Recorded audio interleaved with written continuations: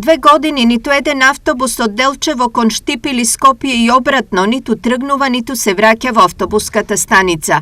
Последната општина од источниот регион е автобуски целосно изолирана од остатокот на државата, што болните од оваа општина ги става на уште поголеми маки.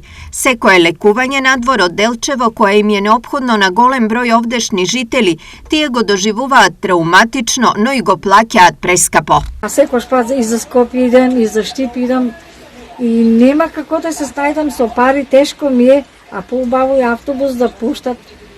Тоа е многу тешко за секој човек, сите сме болни веќе, не можеме сто. Јас доодам 2-3 пати на контрола, ја еднашка и па ќе оздравее човек, не може да оздравее. Целата социјалка сам истреби да ги дам сега кашо сам одила на контрола, само еднашка. Најтешко им е на болните од карцином кои заедно со уште 3 други сопатници секојдневно треба да патуваат за Скопје на зрачење. Ако сакаат да патуваат сами во возилото, тогаш треба да издвојат 4500 денари за само едно патување. Возилото на итната помош од Делчево може да се користи само во исклучителни ситуации. Возилото на итна помош се користи за пренос на пациент само кога се работи за животно загрозувачка состојба на истиот. Во спротивно, се наплаќа партиципација по километар, а доколку е по барање на пациент, цената може да достигне и до 7000 денари. Информираат од Здравствениот дом Делчево. Од овие причини тамошните граѓани бараат итно возобновување на автобуските линии. Автобус обавезно да пуштат.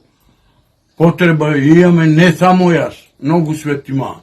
Шо патува Штип, Скопје, това требеше, а ние тука запустееме источниот дел.